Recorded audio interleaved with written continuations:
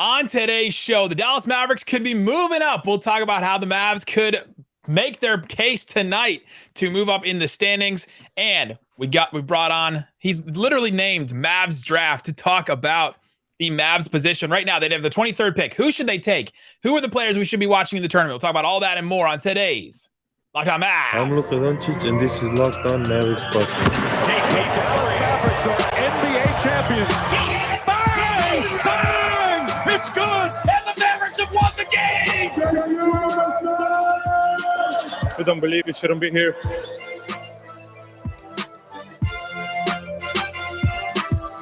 And welcome. You are locked on to the Dallas Mavericks. My name is Nick Angstadt, media member and NBA channel manager for the Locked On Podcast Network. Thanks for making Locked On Mavs your first listen every day. We are free and available on all platforms, including YouTube, where you can subscribe to the show. Today's episode is brought to you by NBA Top Shot. It's the future of being an NBA fan. Own officially licensed rare NFTs with the greatest moments from NBA history. Sign up today. LockedOn.NBATopShot.com.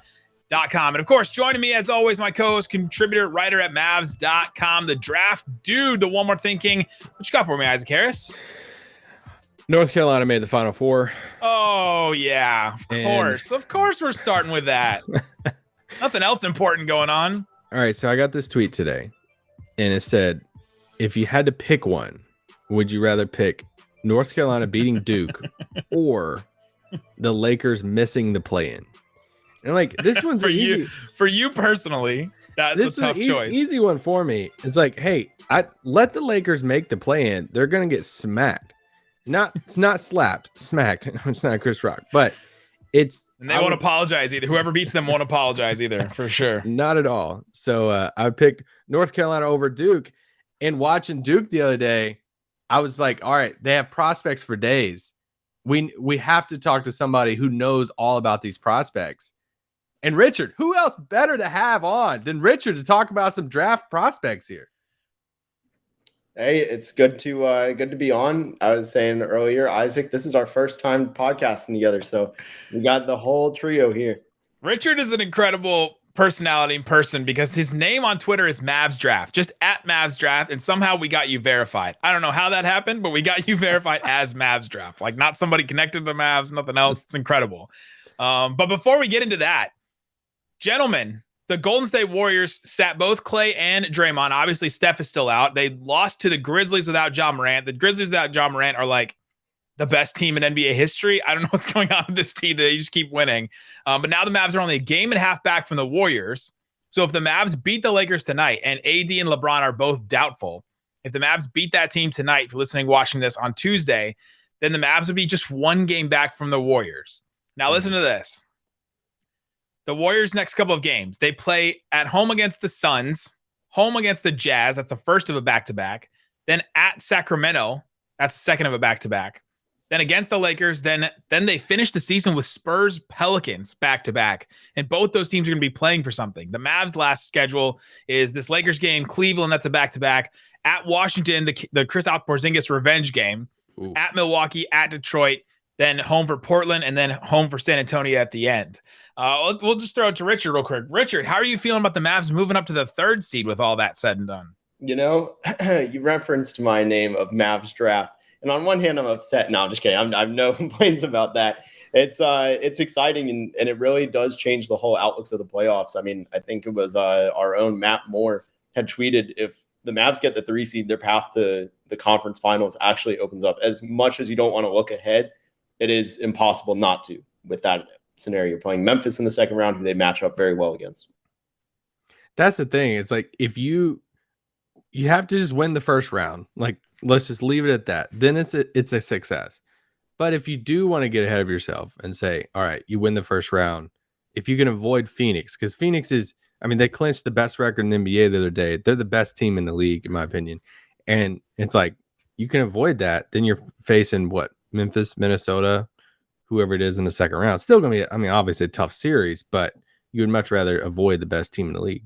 The path is easier, right? And all we do is look ahead on this podcast, right? We look ahead, and then in the summer we look back. That's all we do is do that. So that schedule coming up is not super hard for the Mavs, and it's pretty hard for the Warriors. Even just the next, those next two, definitely something to watch out for. The Lakers game tonight. AD and LeBron are both listed as doubtful for this game. It seems like this team is just punting, Isaac, right? Like it just seems like they're only a half a game ahead of the Spurs right now. So if the Mavs beat them tonight, then all of a sudden they're tied with the Spurs. The Spurs have a better conference record and division record. It's one of those two that's the next tiebreaker. So they could be out of the play-in by the end of tonight. And do you want to keep going on that? Do you want to talk more about the Lakers' misery, or I love talking about that. There's also something about this too, is we don't know what teams are going to want at the end of the season. Like what teams are going to be angling for what in this seeding. Is Golden State going to try to, get down to 4 or 5 or try to drop to 6? Is, what's Utah going to try to do? Are teams going to try to prioritize a higher seed or trying to avoid different matchups? Like for Dallas, I know, some people are like, hey, if they get to 3, like we were just saying, you avoid Phoenix in the second round. Well, what if their main priority is to find the best first round matchup? And then it's, they're trying to jockey around different seeds and all of that. So it gets really weird when it gets to this part of the season of what teams are trying to do. Absolutely. So there's all kinds of stuff. We don't know what's going to happen, but it's been fun to watch it and to see where the Mavs are going to land. There's definitely a path to get to the number 3 seed. And like Richard said, that would be a much easier path to the Western Conference Finals, which is just insane to think about. But there's so many injuries, so many guys out. Paul George is now just coming back. Steph, Clay, and Dre are like all out right now. There's all kinds of crazy stuff happening. So it's not out of the question the Mavs could do that. All right, let's get into the NBA draft situation. This is the first time we've talked about the draft all season so far because the season has just been enjoyable for the Mavs as of late. But the Mavs would have the 23rd pick in the draft right now. Guys, this is the last couple 23rd picks, and then I'll name some players around them. Last year, Usman Garuba was the 23rd pick. A couple other players around them. Quentin Grimes was 25. Bones Highland was 26. 27 was Cam Thomas. 32 was Richard's guy, Jeremiah Robinson Earl. Herb Jones went 35, and Ayo Dosunmu went 38. That's Isaac's guy. Let's go. Richard, that's a pretty deep class right there. There's a lot of really good prospects. Is this class looking similar to that one, or are we looking at some of these other ones that I'm going to mention here? We've been spoiled ever since I started Mavs Draft in 2017. I feel like there's been no truly bad classes. Like it started right after the 2016 class, which frankly sucked. Like Papa Giannis was lottery picking that year. So that reaction says everything about that year. But the last 5 drafts have been really good. This one is probably the worst of them all, of those 5. It's right on par with 2020, but I think a little bit less star power at the top in terms of surefiredness. But it's going to be just as deep as every one of those other classes, which is really promising if the Mavs want to move back. 2020, Leandro Balmaro was the 23rd pick. 25, Emmanuel quickly went. 26, Peyton Pritchard. 30, right in the backyard, Isaac. You have to remind me. I don't know. Did the Mavs even scout him? Desmond Bain. 2019. The Mavs liked Balmero, by the way. They really that was the 2020 draft. 2019, Darius Baisley was the 23rd pick. 25 was Nasir Little. He was a steal. 28 was Jordan Poole. 29 is Keldon Johnson. 30 was Kevin Porter Jr. 31, Nick Claxton. 38 was Daniel Gafford. Nick Claxton and Daniel Gafford both going late there. That's a pretty good draft. 2018, Aaron Holiday was the 23rd pick.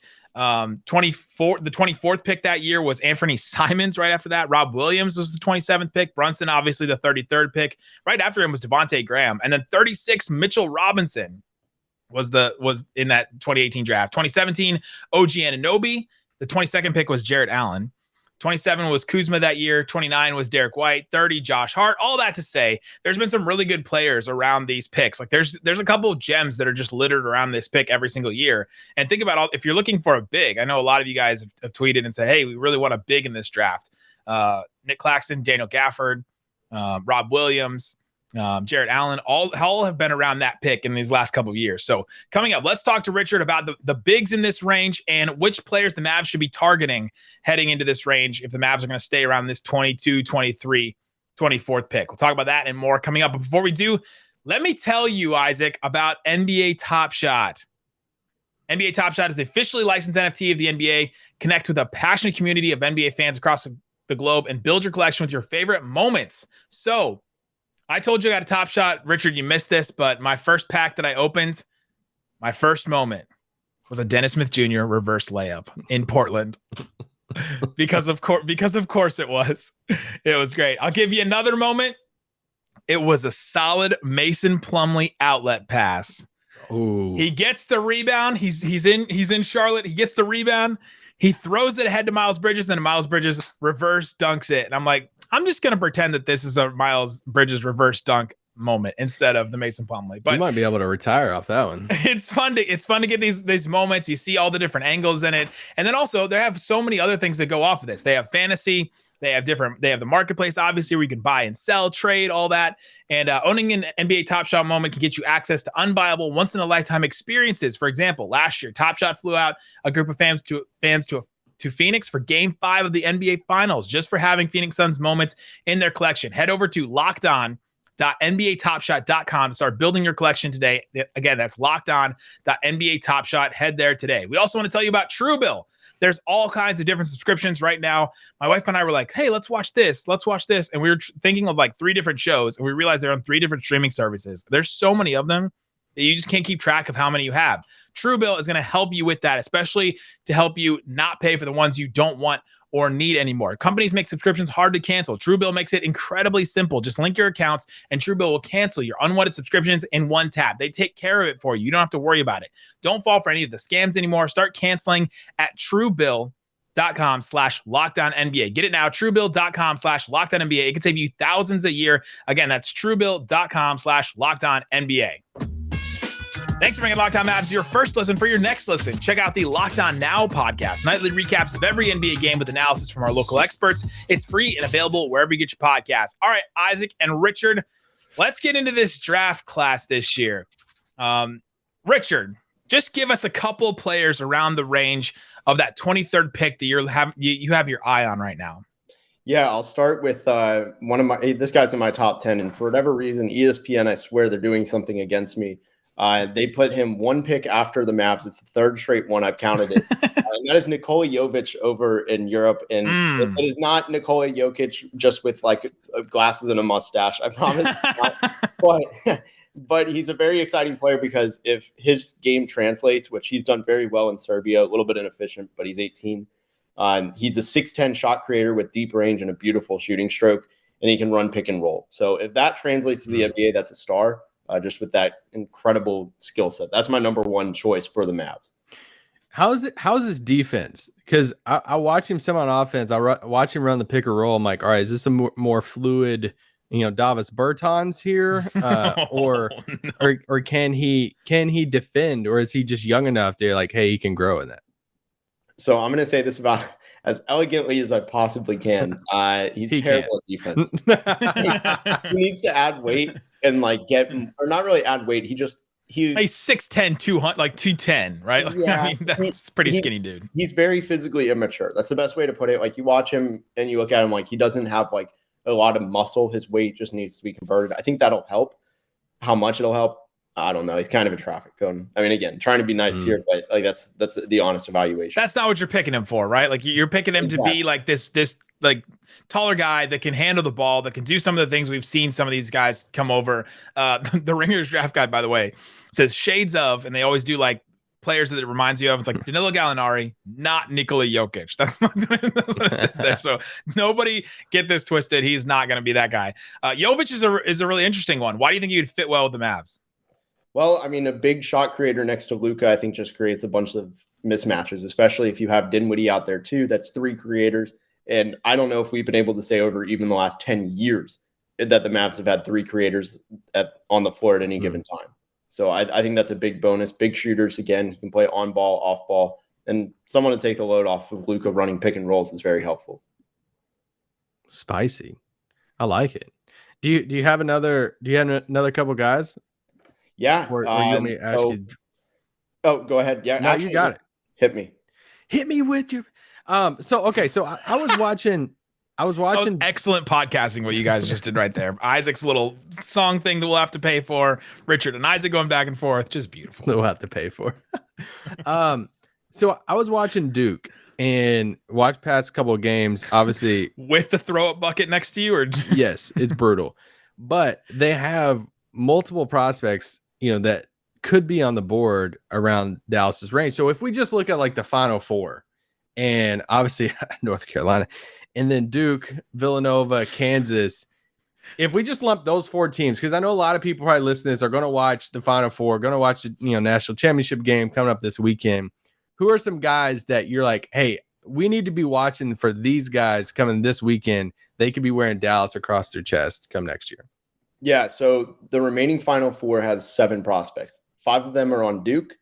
2 of them are on Kansas. So root for that matchup if you're a fan of the NBA draft. You don't like Gillespie? Likely, like, no offense, Isaac, but it's the most likely outcome. Like, I mean, just being honest. And with Duke, though, BetOnline has them both at 4-point favorites. So, wow. Okay, well, yeah, there's a good chance. Well, Duke, AJ Griffin, and Paolo Banchero, both those non-factors. Mark Williams is kind of approaching the too good for the Mavs. Non-factors because they're too good, way out of Mavs range. Obviously. Yeah. Not because they're bums or something. Richard said they suck. They'll both be. I mean, they're both top 5 on my Like board. Paolo drops the 23. Richard's just passing on him. Like, no, I'm out. Non-factor. Yeah, and Mark Williams has really grown his game over the year. At one point, he was played off the floor because of his defense and inability to handle some guards. He's really matured in that way. He's still a little bit of a liability. He's the best comparison I can make for his defense is like, and I'm about to say the worst possible name on a Mavs podcast. And that's so in the regular season, if you listen to the folks at Locked On Clippers, they talk about how Ivica Zubac is a good pick and roll drop defender, but the second you put him on an island, he is toast. And Okay. I'm just scared. I thought you were going to say DeAndre Jordan. I was like, Yeah, I thought you were going there too. No, I should have led a different way, I guess. But It was good. No, it was a good lead up. We were just totally thrown off. Had no The clue. difference is, though, you're not going to see him just every single matchup get hunted. It is just a liability in the playoffs where he could be hunted occasionally, and that does scare me. And he really doesn't have a jump shot at this point either. So when it comes to the bigs, because when I look at this range, this early 20s range for Dallas, and you just look at the roster, it's like, all right, are they really going to go guard? They have Brunson, Dinwiddie, these guys, even like Josh Green. It feels like going big could be a natural move for them, or at least the wing. I'm when in doubt, you always go wing for me. But if they do go the big route, and we look at bigs in this range, and let's just do comparing 3 guys: Mark Williams, Christian Koloko. Did I say that right? Yep. Koloko. Out of Arizona, and then Walker Kessler.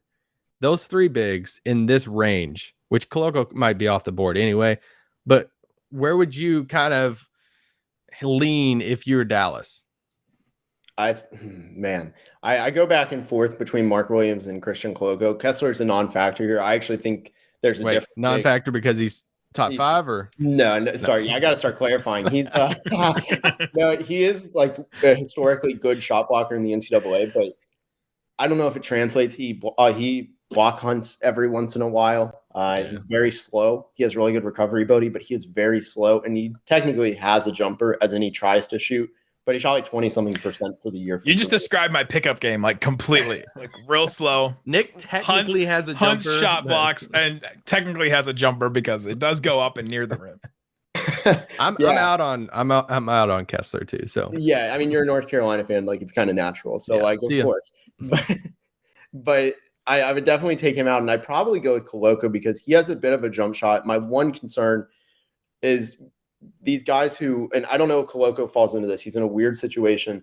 A lot of these juniors who break out, upperclassmen breaking out, can be a flag as fool's gold, just because they're more mature, they're older, so like it's natural for them to. But Sean Miller was terrible for him, and this is his first year without Sean Miller, and it's a breakout. It could have been that more than anything. I don't know what to read of it, but Koloko has a sense of a jump shot. Mark Williams doesn't, and defense is about equal. Yeah, so switching head coaches like that, right? Like Sean Miller was the head coach of Arizona, and now he's not. And so it's so hard. There's so many factors in college. That's why I'll never be an NBA draft. I'll never be an NBA draft guy like you, because there's just so many factors for each of these guys. Like they add weight, or they, get better. They, add a couple of things, and there's just how you keep track of all these guys. But I feel like Koloko and Mark Williams, those are the 2 guys I feel like we're going to just be looking at for, they're going to be the, like the Josh Green, Sadiq Bey, like Desmond Bain, like, remember how we were just going back and forth on those guys just all the time? I feel like we're going to go back and forth on these 2 centers for the whole draft season. Can I ask a follow-up to this real quick?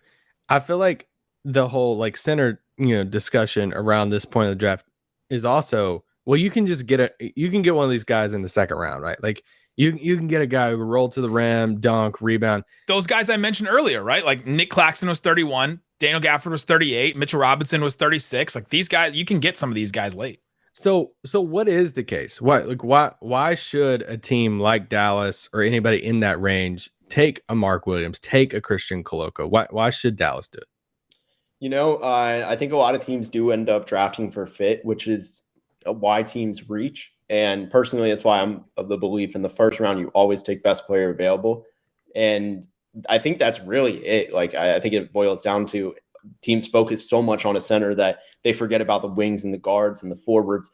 And they say, all right, this is our guy because we have to take someone like him. When in reality, like you said, Nick, in the second round, that's when those guys are really there. And they're the best value too, because the contracts are not aligned to, you know, a certain structure.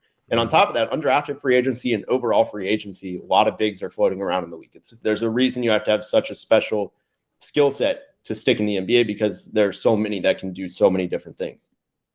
Absolutely. Coming up, let's have a little bit of fun with some of the guys available in this range. Who are some of the G League guys, some of the G League Ignite guys that could be available? Who should the Mavs avoid in the draft? We'll talk about that and more with Richard coming up. But before we do, let me tell you about rockauto.com. With the ever-increasing number of makes and models of cars, it's impossible for your local chain auto parts store to stock all the parts you need. It's like me trying to remember NBA draft stuff. Like, how can I remember all these different players, keep track of all this? How is it in my warehouse of a brain? I can't do it. And your local chain store can't do it either. I'm a local chain store. Richard is rockauto.com. He can house all that information and he'll help you save time and money. So go check it out, rockauto.com. You can see all the parts available for your car or truck. It's a family business serving do-it-yourselfers for over 20 years.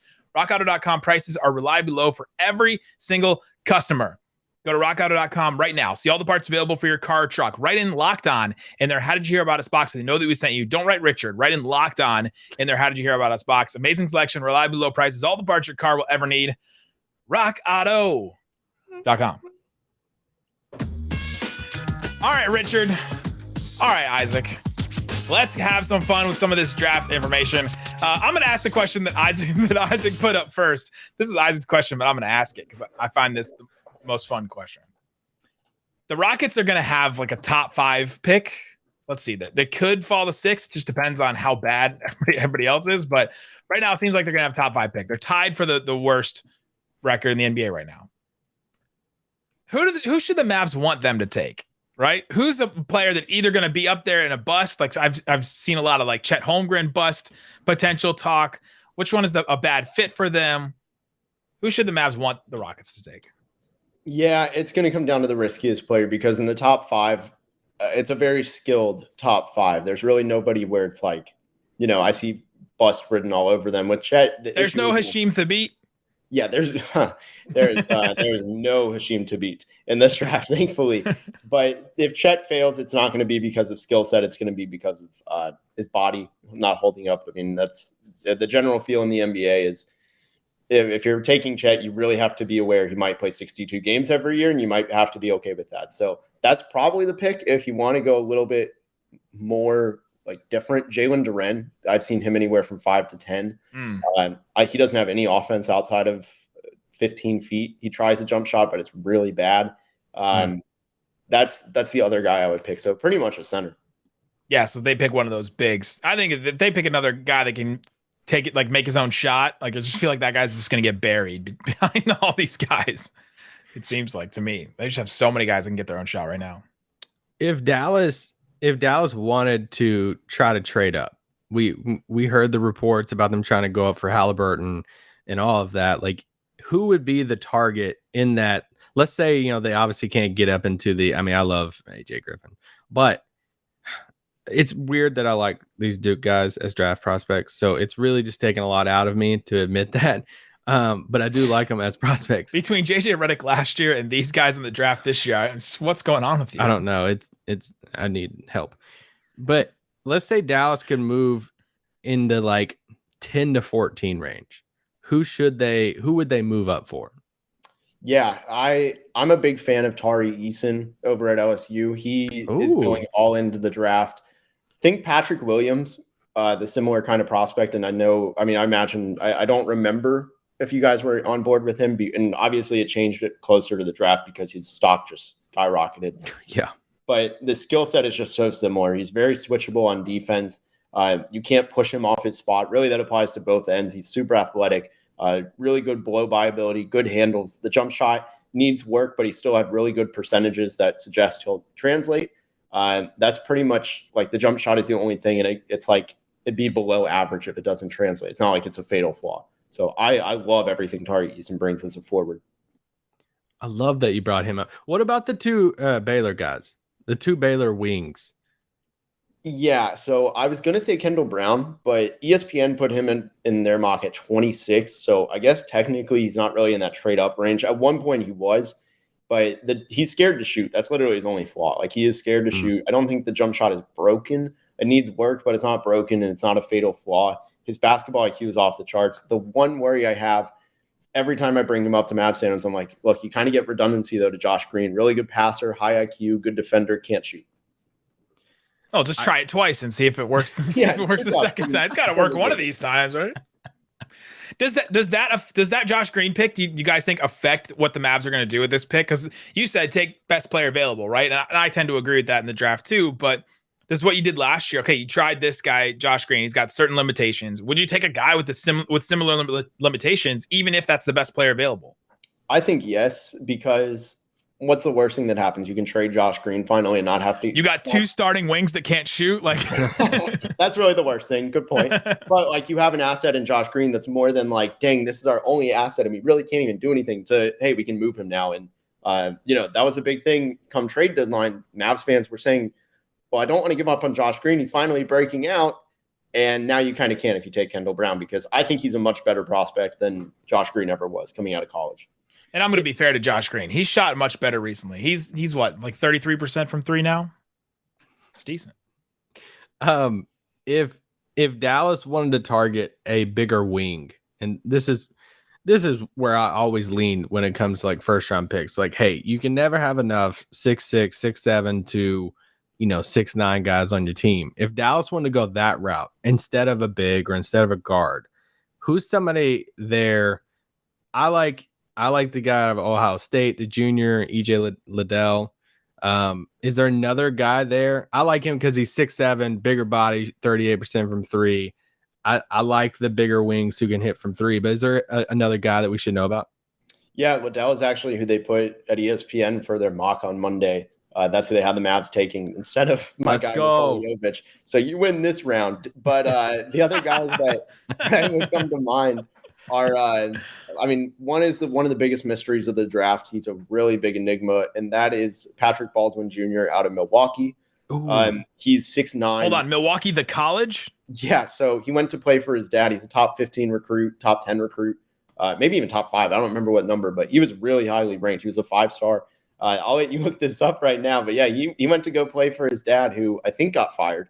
It was a disaster of a season. Everything that went wrong could have gone wrong, went wrong, excuse me. And he played well in the FIBAs, the U19s with Chet Holmgren. They won the gold medal. But even then, he has beautiful form, and he's 6'9". So that combination of shooter and potentially he can play defense and create a little bit. It hasn't really ever been put into fruition. In the FIBAs, he shot 32%. In college, his numbers were rough, and honestly, the whole experiment was bad. So him, or if you don't mind me naming an international guy, I know that it's the Mavs, so it kind of let's go. Sense. No, we're all in. Jovic, anybody else you got? Bring it. This one's also a tough one. They're both buy lows, but their stock kind of projects around this range, and that's Usman Zhang out of the New Zealand Breakers in the NBL of Australia, or I guess technically New Zealand too, but he's a great defender. Day one, he has that skill. Jump shot form is really nice, but the start to his season, the first 2 months, he was shooting like 9% from three. He's a little bit better now. He can create, he can defend, and he can shoot. In theory, he just kind of needs to put it all together. So Mavs would have to be patient.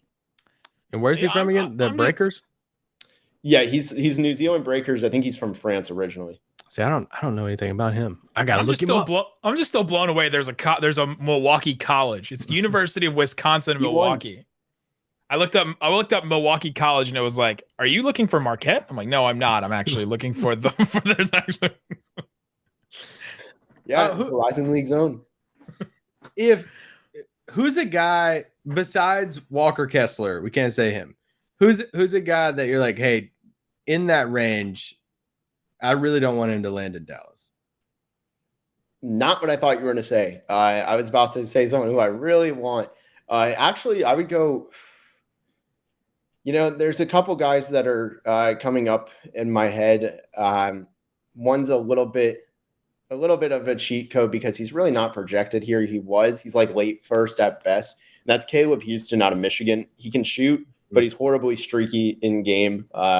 He's 6'8". That's his lone skill. He can kind of run a pick and roll, but you're not going to really do that in the NBA. He's a nightmare on defense. I really don't want him. He was a 5-star recruit, so people still kind of hold him high. But that's probably the guy I would look for. He's projected around 28 is the earliest I've seen. So like it is technically possible that he could climb in workouts and things like that. But he's my answer. Let's throw it the other way around then. Who's the guy you really want for the Mavs? Oh, good. I'm really glad you said that. So this is another big man. He has roots to Dallas. He has worked with Holger. They'll never take him. If he has roots in Dallas, Marcus Smart, Julius Randle, they're all just going to, Miles Turner, they're all going to go. Of them. He's worked with Holger? Yeah, so there's a really interesting interview. I found this out. I'll post this. I'll reply to some of tweet it. Yeah. His name is Ismael Kamagate, Locked On NBA Draft's own. Rafael Barlow has gotten to see him while he's lived in Europe. He has underrated guard skills. To me, he plays just like DeAndre Ayton, and he's 6'11" with some guard skills he doesn't get to use in game. Super athletic, can switch on to 6-foot guards. I've seen him do that, defend the drive beautifully. Yeah, and he has a mid-range jump shot. He really reminds me of if DeAndre Ayton was in this class but overseas and a little bit more raw. He's 21, so that does have to factor into it. But the skill set, when you're watching him, the play style, it really does remind me of Ayton. Who knows if he'll actually hit that high, but the play style, if you got a poor man's Ayton, I think you're still getting a good player. I would love to have a French center that we could just tout as better than Rudy Gobert with like absolutely nothing to back it up, right? Like that'd be fun. Hey, let David Block know that his title is in jeopardy. What? How does and if I say this name wrong, correct me. Wembanyama? Oh yeah, no, you got it. How does he rank to like these prospects? Oh, he's number one prospect in the world right now. So he's that good. Yeah. Remember the Mo Bamba was Rudy Gobert with the jump shot, which is like the worst comparison ever. Yeah. It's really like there's a good chance that he's that. This is a guy going next year? Yeah, he was 4 days away from being eligible for this draft. If he had been born December 31st instead of January 4th. Thank God he won't be in. Well, I guess Houston will suck next year too. But think about that when you're family planning, everybody. You never know which class your child could be in. Listen, push the baby out. No, wait, hold on. I want to ask you real quick about Wendell Moore because as the only one here that has 2 children, it starts way before then. 4 days. Do you want to talk about sex on this pod right now? Not with Richard here. Wow.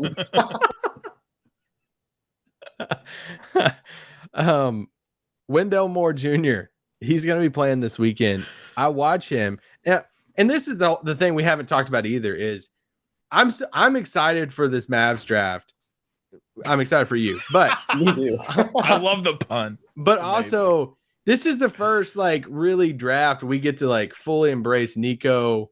What their whole, I mean, we've been talking about the internationals, like, hey, we know the Mavs love the international route, but we also know that Donnie, Ronzoni, a lot of those guys had the international connections too.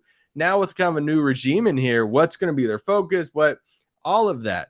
And so I'll see a guy like Wendell Moore, a guy that is, almost 21. He's a junior playing at Duke, kind of does a lot of these different things. I'm like, this is like a little bit bigger Jalen Brunson time. Like this is a classic Mavs like target right here at the end of the first round, but we don't know what we can't lean into hey, that's a classic Mavs target because what makes it classic, all those guys are gone now. So Wendell Moore, does he fit in Dallas? Is he too small? Is he just a wing? Is he guard? I'm intrigued by him. Yeah, he's really intriguing because he's a junior and he's still not 21 until training camp. So think about that. Like that does help him a lot. The 2 things that really scare me with him, while he's like a jack of all trades, master of none. Good rebounder, good shot in theory. Just needs a little bit more confidence. He's really good at being a secondary playmaker without turning the ball over. Good defender, but he doesn't have that blow-by speed. And I've seen guys like Troy Brown. He just comes right to mind when I watch Wendell Moore as what happens if, that lack of a first step really limits him, because that's what killed Troy Brown. They have identical scouting reports where they do this well, but he can't use those skills because he doesn't have a good first step. So I worry about Wendell with that. I think he's a better playmaker though, which helps him a lot, and he's younger. Can I ask 2 more questions? Only if you say the thing. One more thing. 2 more things. And they can be quicker answers. Outside the top, like just one up to yourself. I'm gonna start doing this more often now. Outside the top, like 4 or 5. I've gotten really excited about the draft, if you can't tell. Outside those top guys, if you just fill in the blank, like if Dallas can move up to 6 or whatever it is, the perfect fit in Dallas would be blank outside those top guys. Man, I could use a cheat code of an answer. And this guy should be the number 1 pick or in consideration next year under a normal world. And that's Shaedon Sharpe. He reclassified to Kentucky. That kid is a superstar mold written all over him. But so he's not going in this draft. Yeah, we don't know. So I'll not use the cheat code and thereby use 2 names. And that's Keegan Murray is the second one. I love everything about Keegan Murray. He's why my bracket is busted. I chose Iowa to win it all because of him. Whoa!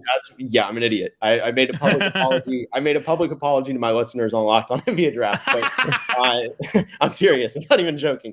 But notes app apology. I did that with Doug McDermott in Creighton one year. I was just like, I just want Doug to go off, and I just picked him to go into the Final Four or something. I bet you're happy when he gave him Mav. But Keegan Murray, 6'8" forward that can score, can defend at such a high level. I think he had, I don't know what the final total was. I looked at this at the end of the regular season, but he had either as many games with a blocked shot as Walker Kessler or more games. And it was like very close, wow. Which for someone being a scoring title contender of Power 5 players in the country, that's super impressive. And he has a little bit of a handle, can shoot. There's really no holes in his game. He is 21. He's a sophomore. It's really like the worst thing about him. All right, last one. The G League guys. If there's like one guy that, I literally have no clue about these G League guys. Hardy, a little bit, but if there's one G League guy that, as a Mavs fan that's listening to this, like, hey, who should I watch tape of or be a fan of? Who should it be? Well, if you're wanting the most fun while ignoring all of the terrible stats, Marjon Beauchamp. Well, I'll get to him. I can just imagine Falwell saying his name when he throws down a dunk. I can imagine Chris Arnold saying that name. No, Sean Heath is back, Isaac. Well, with Jaden Hardy, he's the most fun highlight player, but he shoots like 30-something%. You wouldn't know it based on the highlights. See ya. But great score. I think all the guys will be in the Mavs range. It's been a pretty weak year, but Marjon Beauchamp is the guy. He's a wing. The lone concern I have for him is just the outside shooting's horribly inconsistent. It's really not even there yet. He does a lot of other things well. He's long. He's athletic. He has 6'6", can defend, can drive, get to the rim. But what does that jump shot limit him? That's a real big question. Lots of great Mavs stuff, draft stuff. Go check out Richard. Go follow him on Twitter at Mavs Draft. Also, be following Richard because there may be some changes in the Locked On NBA draft lineup, and it's great. It's good stuff for Richard. So we'll talk about. You'll see that coming soon. Guys, thanks so much for listening to Locked On Mavs, making it your first listen every day. We will be back with the Lakers post-game show. Isaac will either be extremely happy or just like the most disappointed he's ever been after that. So you have to tune in to see that. Now make your second listen Locked On NBA. Locked On experts covering the biggest stories around the NBA Monday through Friday in 30 minutes. It's free wherever you get your podcast. Guys, thanks so much for listening to Locked On Mavs. Peace out. Boom.